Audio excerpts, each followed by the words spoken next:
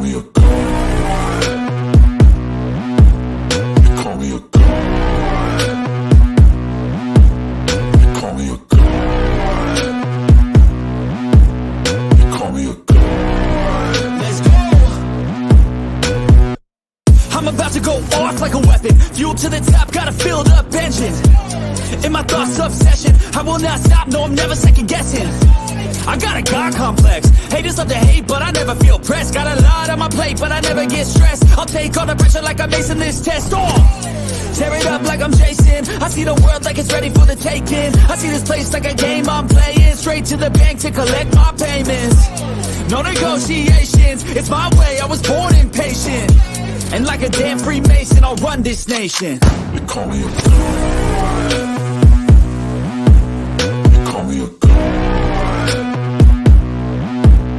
You call me a god. You call me a god.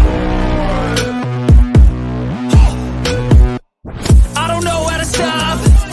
I just go till I drop. Whether it's working or shots, give it all that I got.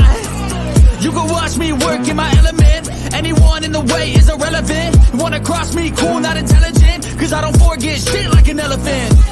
Go ahead and tempt me. Put it on the line and you'll come up empty. If I got time, I'm deadly. Never caught off guard, no, I'm always ready. I got a hand real steady. Look me in the eye and you'll see no hezzy. About to get real messy. I'll put you in a grid 6 feet like Kenny. You call me a god. You call me a god. You call me a god.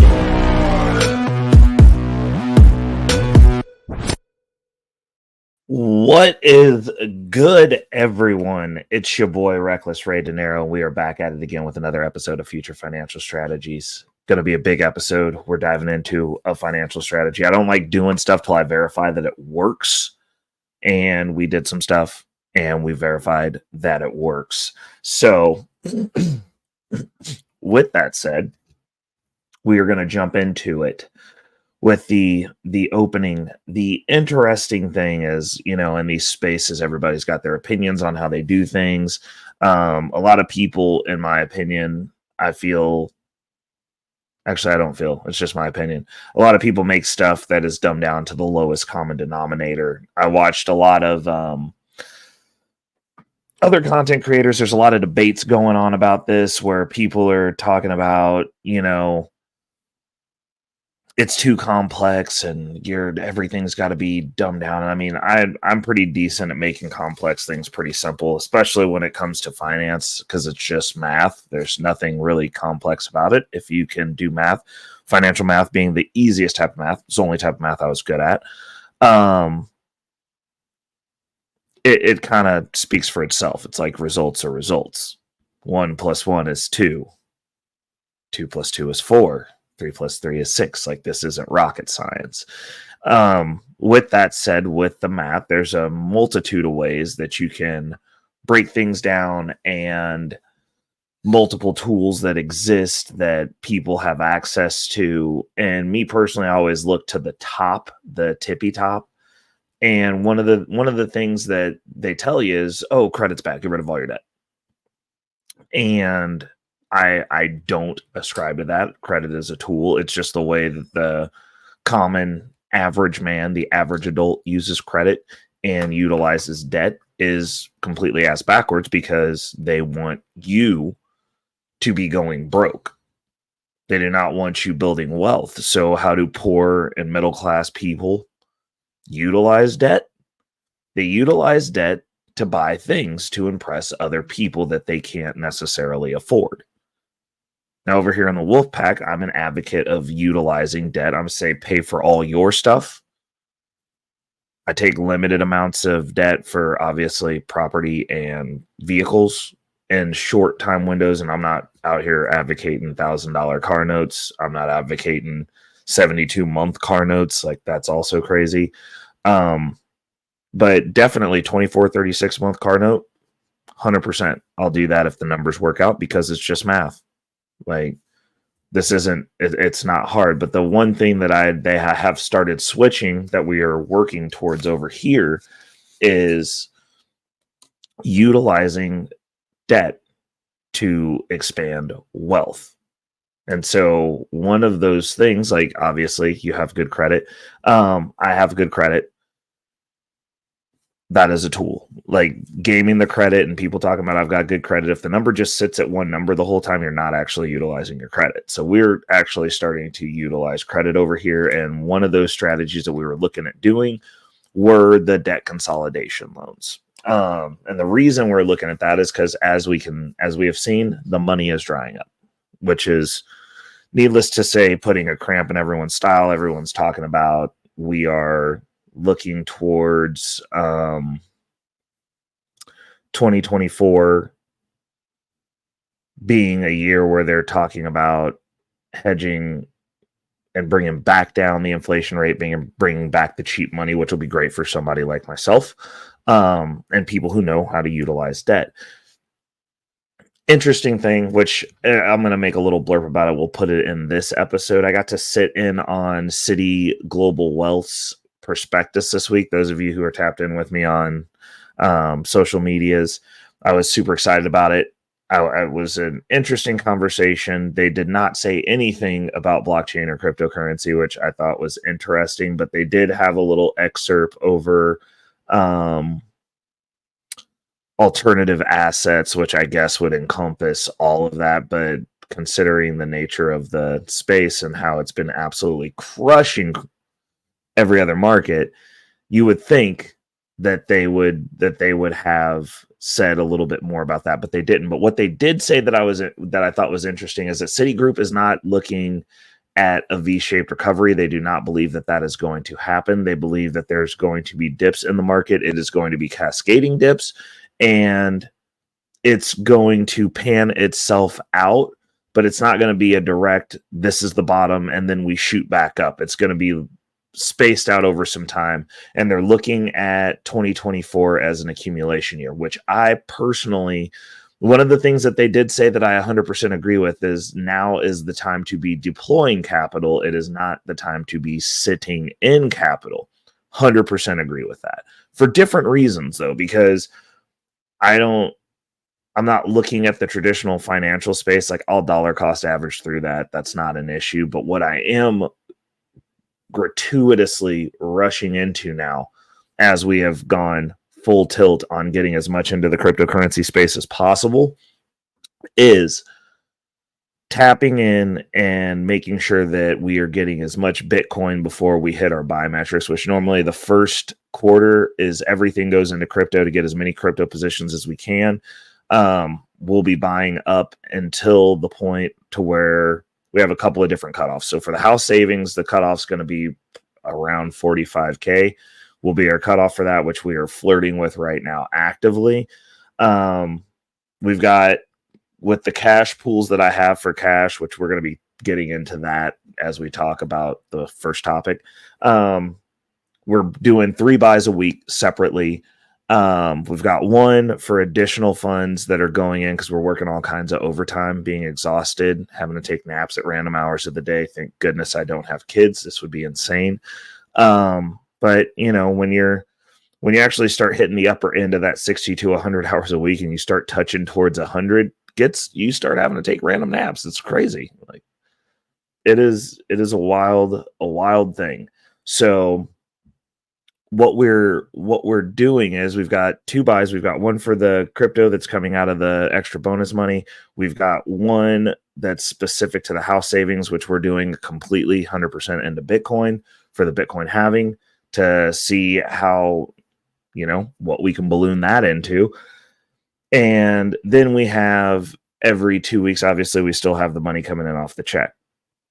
So what I decided to do was front run a little bit of this money, which goes back to the topic, is how to use credit to expand wealth. The way that we go about doing this is actually really, really simple. It's not complex at all. What we're doing is we are tapping into these personal loan options. And what we get with these personal loan options, what they do is they will send me every once in a while. Like I hadn't started looking at these really. Like I always just took them shredded them, threw them in the trash.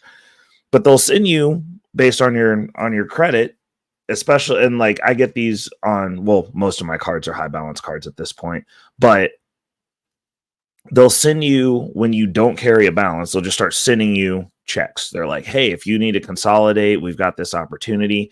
And what they do is they'll have two different ways of going about it. They'll have one that's like, so the way that they do mine anyways, and the one that we're going to talk about specifically is with Discover.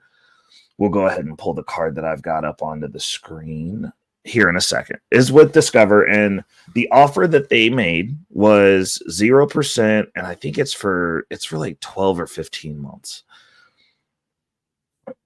And the way that they get paid, because they're just like, oh, they just give you 0%. It's never free money. The money's never free.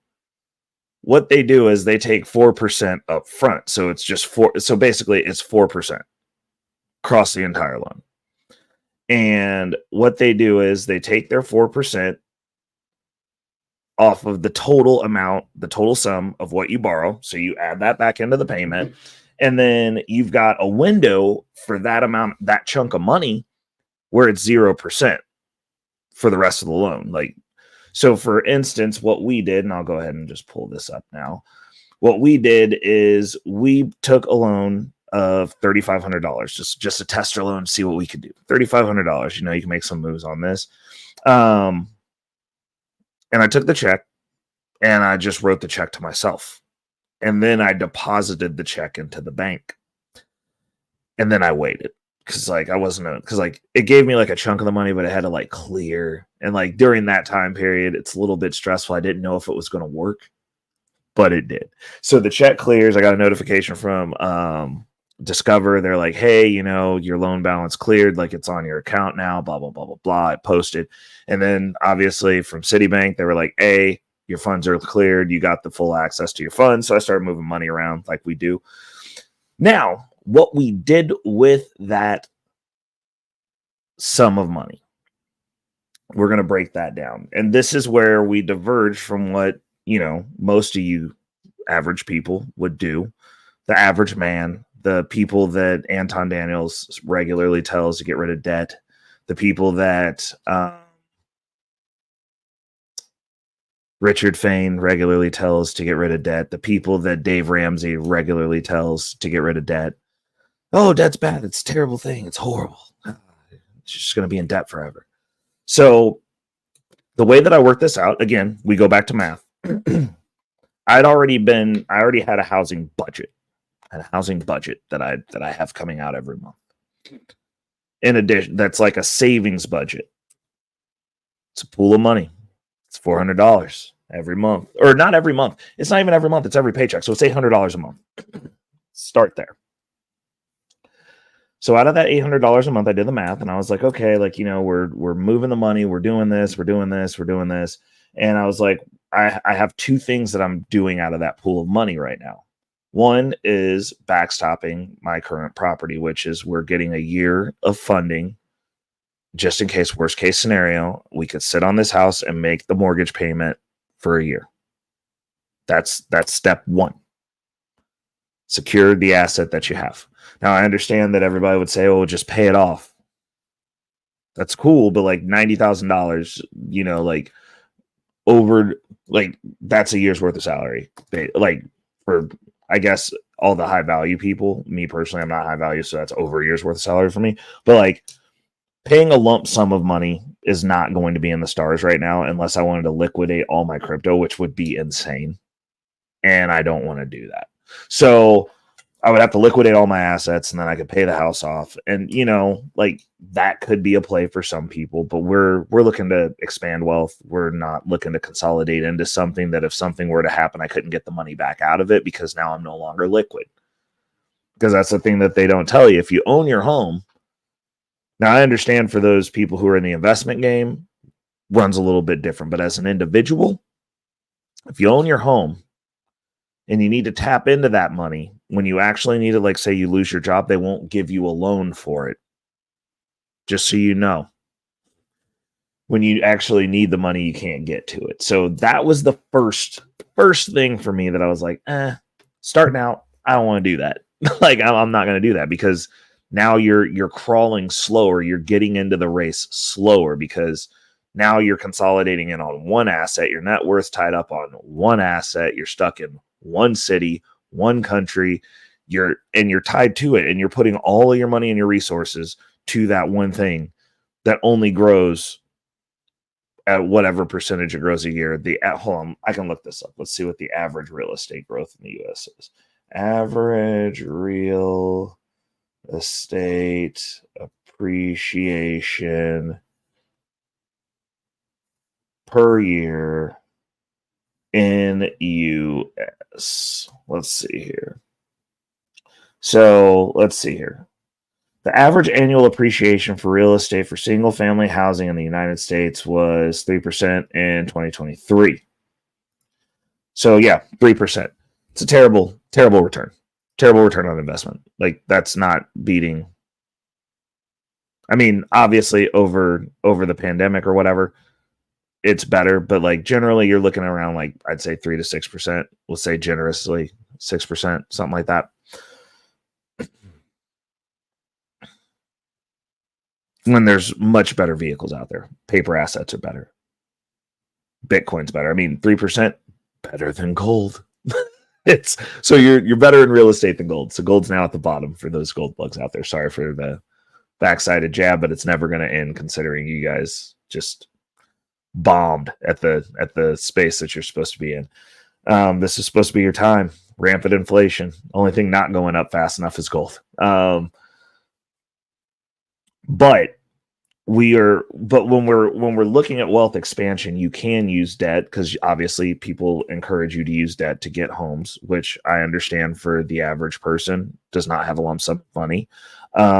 Me having a good chunk of equity in my property, I can say that using it is not as always advantageous as going this route. Now, one of the things that we have done, though, so like I said, we have two things going. We've got getting the year, and the way that we're breaking that year out is we're going to have 4 months of cushion in the mortgage payment itself, and then we will have a pool of money that is producing dividends. So that pool will be ever growing, and within our portfolio, our TradFi portfolio, that is ever growing.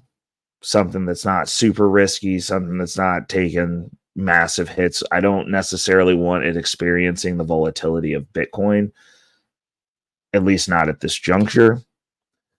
So we're going a different route with that. We're going to put in a traditional finance, something easy going, probably a real estate backed ETF, something of the like. We'll have a position for that. When we get to that point, we will definitely be updating our Delta app, so that way we can do some visuals on that.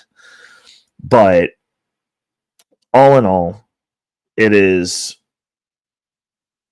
focusing in on getting that year, but at the same time, we're also saving up for the down payment on the next property, which I think we're at almost, between the amount that we've gotten into Bitcoin, which is regularly growing. We're doing a buy a week. We didn't dive in and do one buy. We're trying to dollar cost average. We keep the rules as close to the rules as possible, because when you start deviating from the rules, bad stuff happens to you financially.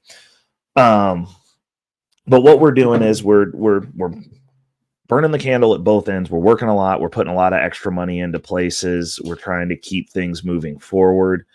And yeah, like we're doing good. We're doing good. So I saw this opportunity and I was like, you know what? Now would be a great time. The iron's hot and we can utilize this, because even if I were to do a HELOC on my home with my credit, it'd still be like 7 or 8%.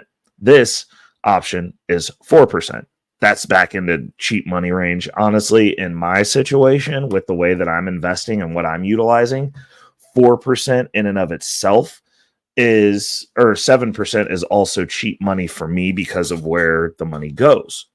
The issue is 4% is even cheaper than 7. So we're going to go with the 4%. And we'll talk about the way that we structured this out. So we took out $3,500, which with their 4% up front gives them an additional, $140 that I'm paying back on top of the 3,500 for the 4%. And we are taking that out of the budget for our housing and our housing savings. So how are we paying that back? We're taking the money out of that we had budgeted going to the housing savings. We're front running the money, right? So we get lump sum of money now to play with, and we pay it back over time. How are we paying that back over time? We're taking $250 out of each check, which totals $500, which still leaves us $300 going into the market, going into doing what we got to do. But now we have that lump sum. So the next thing was, what did we do with the lump sum? So we took 2 months of the mortgage note out of that, which is cool because, you know, we got that good mortgage, and we have the low interest rate is 3.25%, and that's after 2 refis. I refinanced it up a little bit to free up cash flow, free up a little bit liquidity, lower the payment, and the reason we did that is because we're paying it off at an earlier clip because we are paying extra. We're just still running the loan. The main reason I personally am not an advocate of the 15-year loan. Now, if you got it, run it, or the 10-year loan, or just paying cash. Like, for me, it keeps money out of the market. But the other thing is, if stuff goes south financially and you've got this big loan that you could once previously pay, and now you can no longer pay that amount because something happened financially. Because I know most people who are wealthy, who have these insane mortgage notes that are doing the 15-year plan, do not have a year backstop of their house, specifically for their house. I mean, I know that like most people who actually, statistically, most of you just don't. You don't have any money saved. So like that's not even a question. But the reason I keep my payment low is if I lost my job, I always keep myself in the Uber range. That's the way I like to keep things rolling. Like if I needed to, I could go Uber, and I know I could make enough money to make my house payment every month with what it is now. So I got a 30-year mortgage. Like, it just doesn't make sense to pay extra money and put yourself into a situation. And every time they call me about refinancing, they try to get me to refinance into a 15-year mortgage because of how I'm paying the mortgage note back. They're like, you're already doing this. And I'm like, yeah, but I don't want to be obligated to.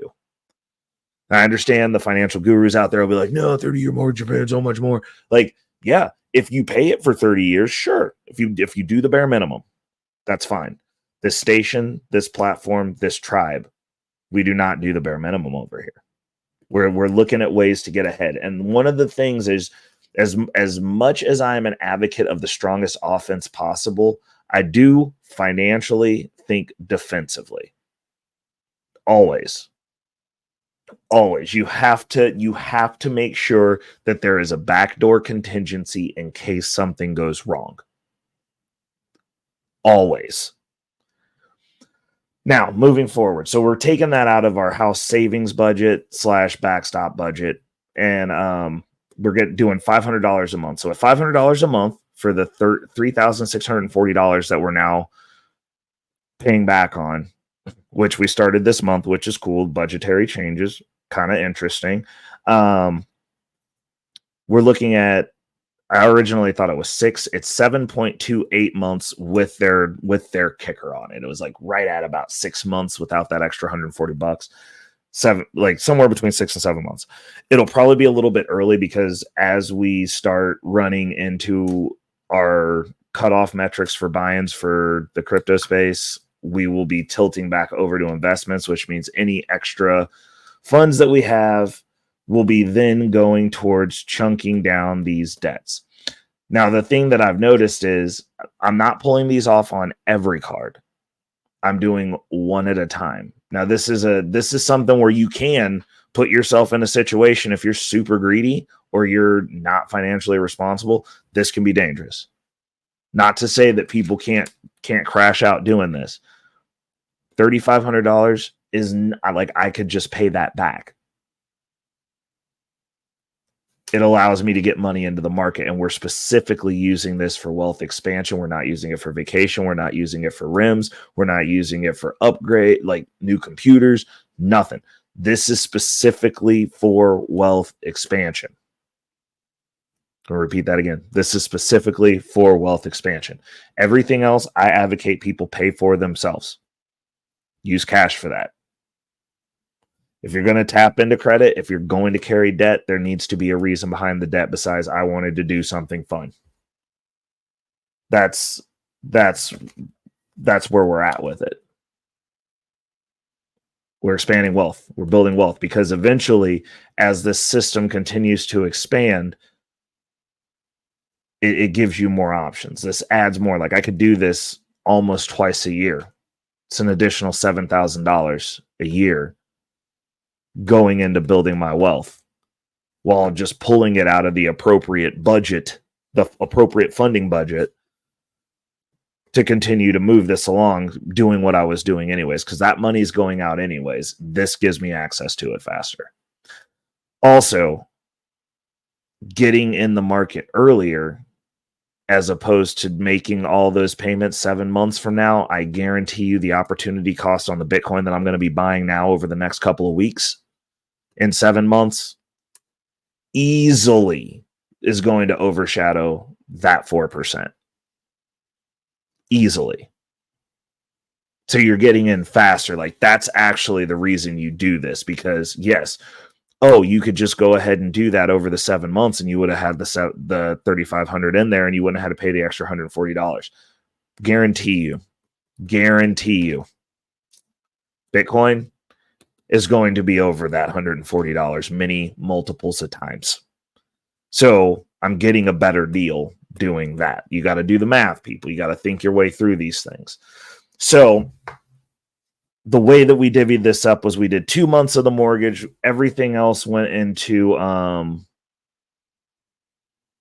is going into the house savings crypto pot that we're going to be building up. You know, we shout outs to CashApp. That's where it's sitting because we'll have easy access to get it back into the peer view and then back into the bank account and back into action when it comes time for down payment. We're going to be getting some capital gains taxes coming up here in the next year or so.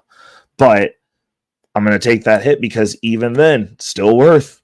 We'll just be setting probably 40% of it aside for taxes of the gain, and then we'll put the base layer of the pool and whatever gains we get on top of that, which should be pretty substantial. And then everything else will be into the market and our QQQ play. And, you know, we're going to run the numbers up. I honestly think that the Bitcoin pool of money is going to well outperform the QQQ play, but barring something terrible happening next year, which I'm hoping doesn't happen, the QQQ play should perform pretty well too, because we're using that as an aggressive in the market savings. Now the card that I use, so I use the Discover It cashback card, which currently right now earns 5% cash back on different categories. This was actually, when I first got it, I was actually just using it as a daily driver card. And then as my situation got better, I stopped using it more or less. Like I keep a bill on it to keep it active, but I don't like having to manually go in and change the categories. I don't like doing that. It's kind of annoying. And, you know, I wanted a travel card that'll promote me to get out here and catch these flights and go do stuff. Like I've got some stuff that I want to go do. Like we're starting to look at doing some international travel where we've got some things we want to do. We want to go catch some events. And like, if I have a pool of money that's focused towards that, that works better. So we're using the Chase Sapphire Reserve. Great daily driver card. I really like it. I get the additional points on most of the stuff that I do here in town locally. And I've got a nice pool of money for travel that has been accrued. I just need to figure out what flights we doing. But the Discover cashback card earns 5% cash back based on category, plus earn 1% cash back on all other purchases. Unlimited cashback match, which is also really nice. And then right now they're running intro APR, so they're doing the 0% for 15 months on purchase balance transfers. Yeah, and then 3% intro balance transfer fee. So see, if I was setting up a new card, that kicker would have been even, well, they don't send you the checks with that. That's just if you're signing up, which is why it's a percent lower. The ones where they send you the checks, it's 4%. That's what we just utilize. And then if you don't pay it off within the time frame which they're banking on, they don't necessarily want to deal with people from the wolf pack or reckless rate of narrow on this, because we bang the system out and make as much money out of it as possible while making sure to also game the system so that we can pay back as quick as possible. One of the other deals about this is I'm assuming that once I get this paid off, they're going to send me a couple of more checks, because I'm still going to be within that 16-month range. And if they do, we're going to do it again. But after that, it goes to the 17.24 to 28.24%, where they're just raking you over the coals. I don't even look at that, because the whole way that I set this up is to be within the 0% range. I don't look at the interest because I don't pay interest on these balances. It's just not what we doing around here. That's not even something that affects me. Like, I've already got this planned out based on my budget to be there within 7 months. Also, we have other means to where if something came up, we could manage this. Like, we're not planning on going bedlam and the industry being over tomorrow, like, period. So that is the play. So we started off with the meats. Now we're going to get to the potatoes. I got the next one we've got for you. We're going to do a quick news story, a couple of news stories here before we get out of here. Share this one instead. This coming from Quartz. So Spotify has been doing a bunch of layoffs. A lot of these companies are, especially in the tech industry, are trimming the fat. They got a bunch of extra people. They got the diversity, equity, and inclusion people that are just sitting around there complaining about how terrible these companies are, and the patriarchy and the white man and whatever else they're complaining about in these offices where they're cushed. They get to sit down all day. They don't do anything. They get to eat. They get massages. They got cry rooms. They got sleep rooms. They got nap rooms. They got nice desks. They got comfy chairs. Literally the best places ever to be. And yet and still, they still find ways to complain. A lot of these people are getting up out of there. A lot of the new woke guard is being put back out in the streets, kind of where they belong. Not going to lie. But in Spotify's case, they've been laying off people for a hot minute. And now their chief financial officer, Paul Vogel, is leaving on March 31st of next year. Is it saying that he is no longer the right fit? I bet not, because y'all was focusing on ESG scores over making profits, and your company's not profitable, which literally the chief financial officer, that's his job. Make the business profitable. So yeah, you gotta go, and you gotta take that. Like, I think that we're gonna continue to see this changing of the guard. And I'm not saying that like you can't be woke, but what I am gonna say is this. Y'all should go start your own businesses where you can congregate together, and that's just the culture. Because some of us just want to go to work. Some of us want to go get our money. We want to get paid. We want to go home. We want to invest. We want to get rich. We're not coming in looking for a handout. We're coming in looking for somebody to let us do our jobs and get out of our way. I don't need you to ask me about how I feel about diversity and equity and inclusion because you see me and you see my skin. I don't care. I don't want to talk to you. like I don't really care that you care how I feel. No one actually cares. Let's go back to meritocratic businesses where you come in, you perform, and you get paid for your performance. If you're the best, you get paid. If you're just showing up to show up, then just show up to show up. But don't ask for the things that the winners are getting. Don't ask for the respect that they're getting. Don't ask for any of that stuff. because these people have created very unprofitable businesses and have brought in a lack of skill, a lack of ability to think critically. They get their opinions fed to them. They can't problem solve to save their lives because they don't think. They weren't bred to think. They were groomed to be fed opinions and to be outraged by whatever the latest news article is, whatever the latest trending thing that we're upset about is. And now these companies are running out of money, and people like myself who invest in companies are upset about it. Like Spotify, I want my hi-fi option. How about you do that? How about we do that?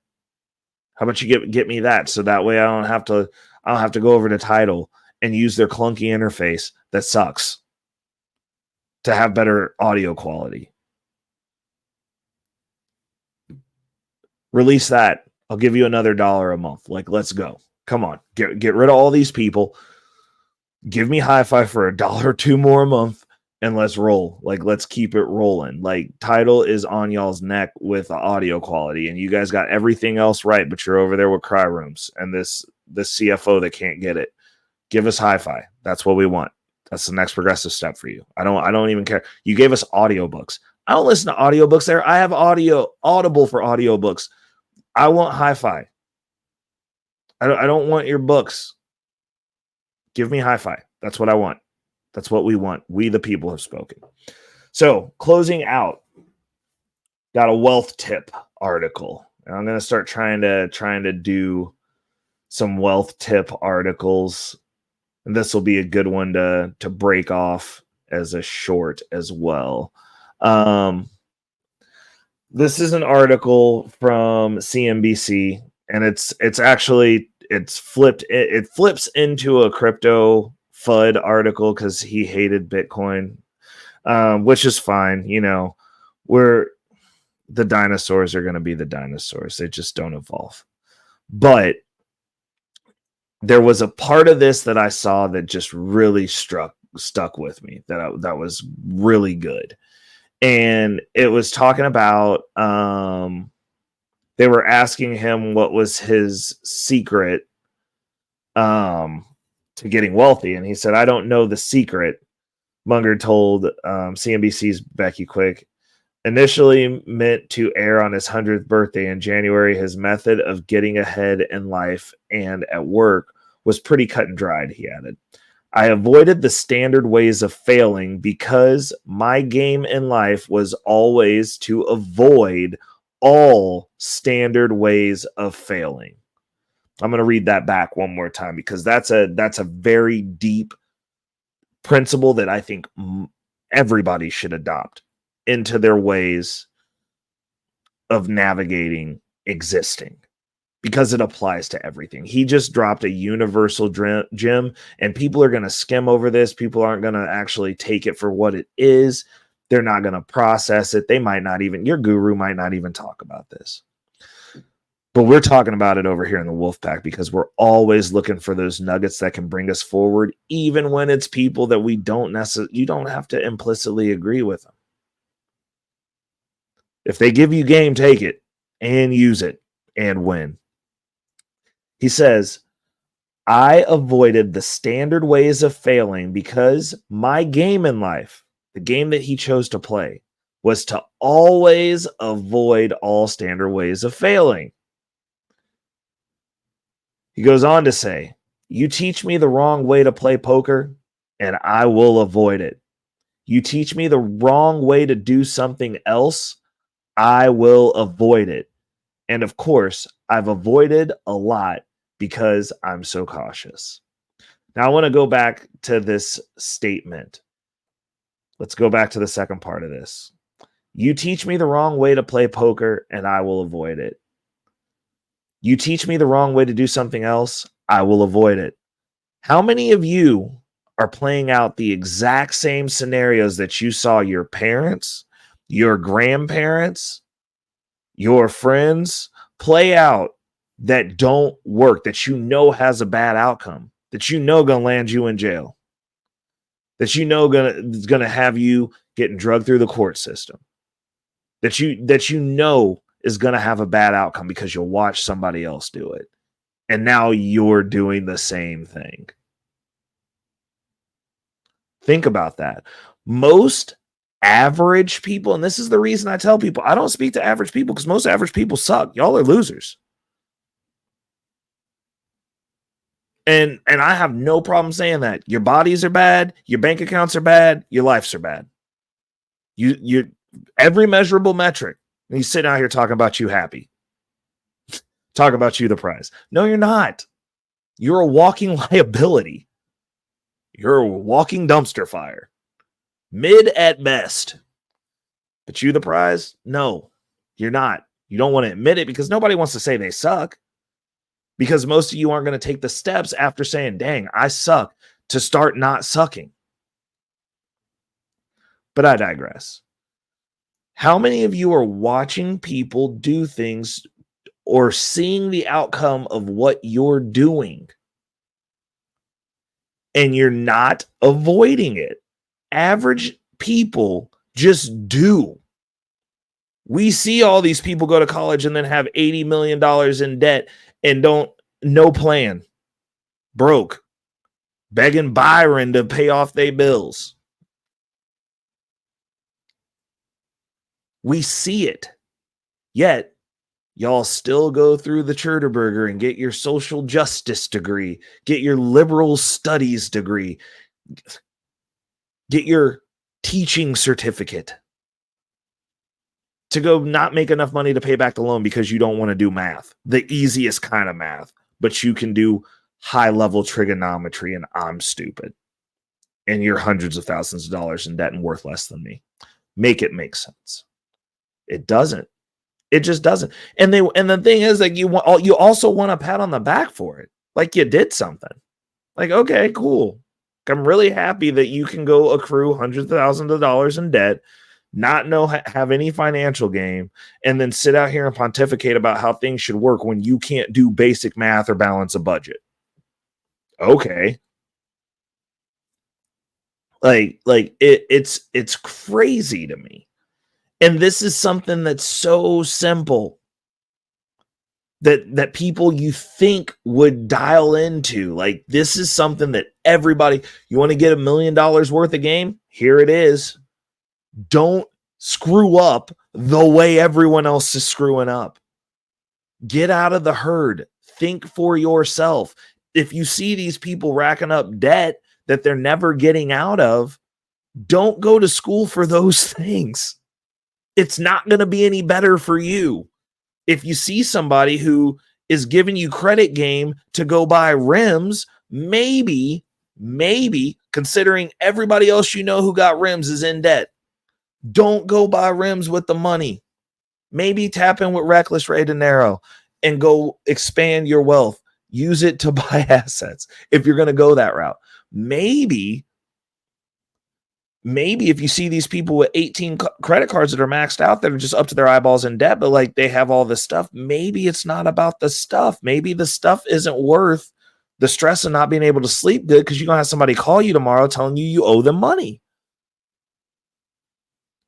We've got to start figuring this out. And the reason I put this at the end of the show for those of you who stuck around this long was because I want to honestly have a talk in the chat. This might need to be on some of your New Year's resolutions. I don't do resolutions, but we're probably going to do some projections and some planning for the new year of 2024 coming up here in a few short weeks, because it's going to go by fast. We at the 9th right now. We'll be at the 31st tomorrow probably. You're going to blink and wake up. It's going to be New Year's Eve. It's time to go out. But we've got to stop doing what everybody else is doing that are getting bad results. We need to stop emulating that across the board. It's just not a good way to be, especially if you know what the outcome's going to be. We got to get about that. We can't keep doing it. We cannot keep doing it, people. We got to calm down on it. We got to let it go by the wayside. We're going to close it out on that note. We've had a really good episode rounding in here to the 45-minute mark. I've let you know my thoughts and opinions. I want to hear your guys' thoughts and opinions down in the comments. Tap in with me. Shoot me an email. Let's have the conversation. We want to keep these conversations going because they're important for the people. I want to reach out, not because I want to help you. It's because I like good competition, because I am a true pureblood competitor, and I want you to be at your best so that I can beat you.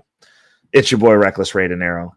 And on that note, we are going to be tapping out. We will catch you next week. Peace.